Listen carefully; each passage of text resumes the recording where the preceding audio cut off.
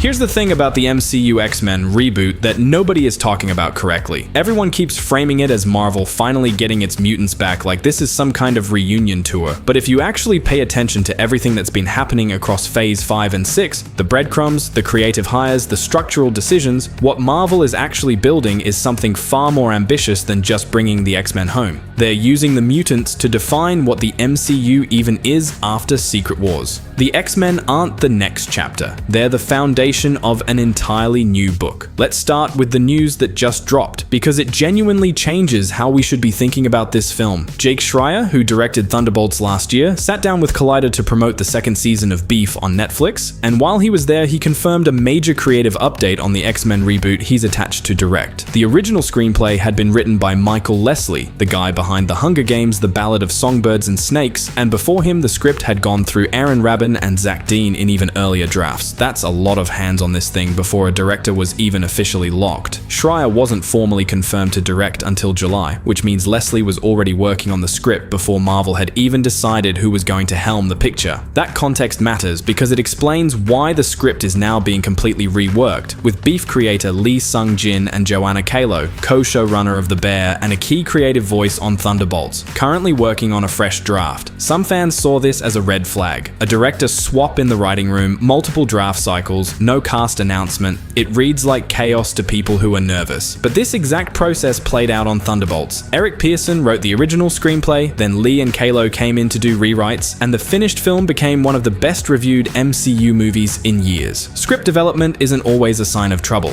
Sometimes it's just what happens when a director gets the job and realizes the existing material doesn't match the movie they want to make. Schreier clearly knows what he wants, and he's assembled the team he trusts to get there. What Schreier said about why this writing team is so right for X-Men is genuinely insightful. He described the comics as having ideology alongside interpersonal drama with an almost soap opera quality, and said that having writers who know how to drive ideology from personal stakes is what will make the film feel most honest to what X-Men can actually be. That's a really specific creative vision, and it maps perfectly onto what Lee Sung-jin does in Beef. The whole engine of that show is small interpersonal wounds that expand into something enormous and almost mythological. Schreier specifically praised Lee's ability to take small interpersonal dynamics and explode them into a much larger canvas. That's exactly the register X-Men operates in at its best. The Xavier-Magneto relationship isn't just two powerful men disagreeing about tactics. It's a philosophical rupture between two people who survived the same nightmare and came out with completely opposite conclusions about what humanity deserves. That's soap opera logic at the highest possible altitude, and it's exactly what Lee Sung-jin writes.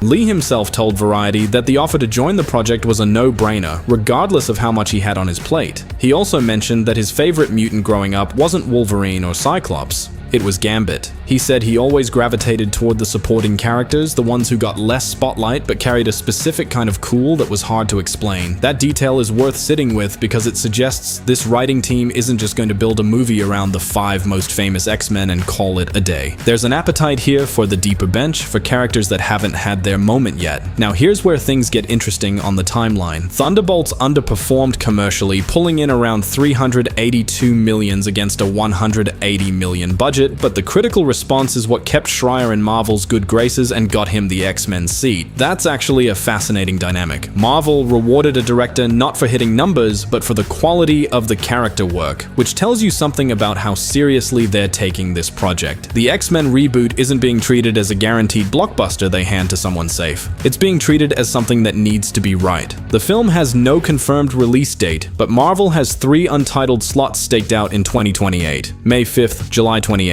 and November 10th. And the X-Men reboot is widely expected to land in one of them. If the script comes together this year and casting begins by late 2026, a 2027 production start puts a 2028 release in range. That's not a long runway, but it's workable for a project that's been in some form of development since at least 2024. On the casting front, nothing is official, but the rumor landscape is worth mapping out. Sadie Sink has been consistently linked to John Gray, and the current scuttlebutt is that she could debut as the character in Spider-Man: Brand New Day, which is set to release July 31st, before the X-Men film proper. That kind of pre-introduction strategy, spreading mutant characters across different projects before giving them their own movie, is a straight callback to how Marvel seeded Phase 1. Nick Fury showed up in Iron Man's post-credits. Thor was mentioned in Iron Man 2.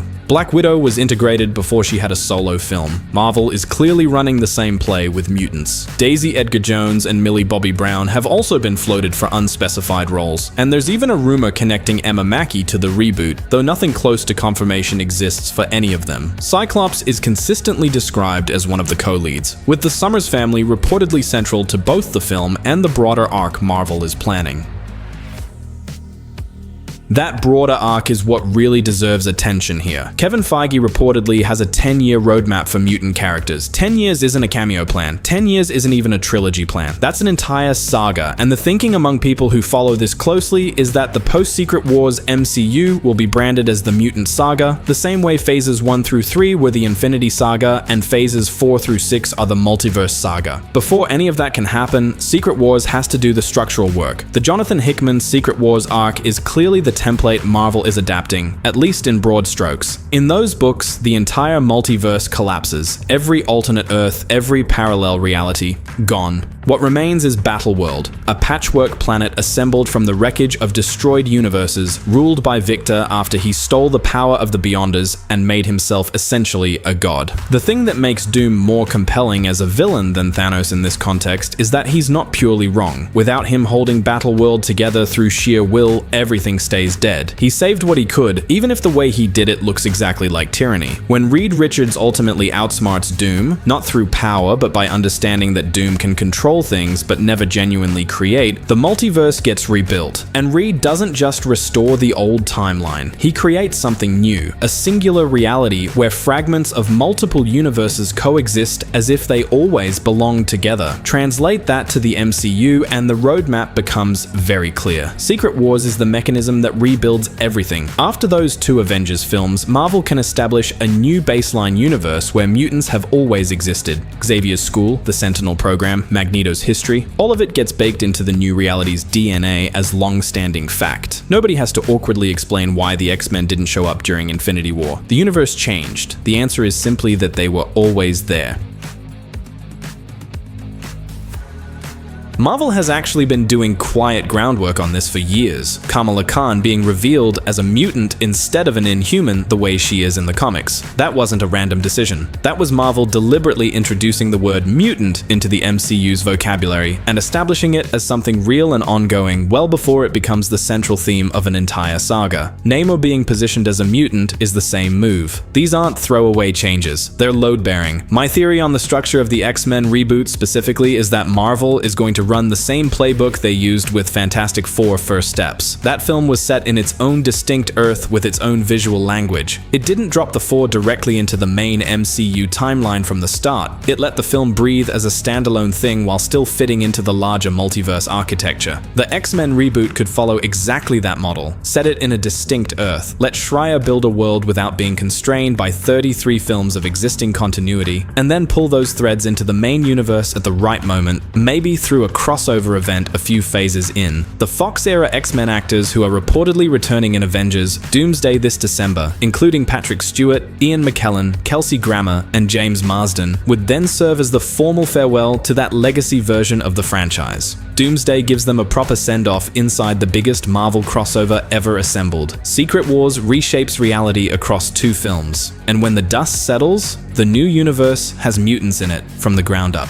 What makes this proposition genuinely exciting beyond the nostalgia and the spectacle is what the X-Men actually represent thematically as a franchise. The Avengers were always fundamentally about power. Who has it, who's abusing it, and who can stop them. The X-Men are fundamentally about fear, about what a society does to people it considers dangerous or different simply for existing. Those are not the same kind of story, and that contrast is exactly what makes a 10-year mutant saga such a compelling proposition. The best X-Men narratives balance superhero action with genuine social weight. Mutant registration acts, government sentinel programs, the question of what it means to be born into a world that wants you erased. That material is darker, more grounded, and more politically resonant than anything the Infinity or Multiverse sagas really touched.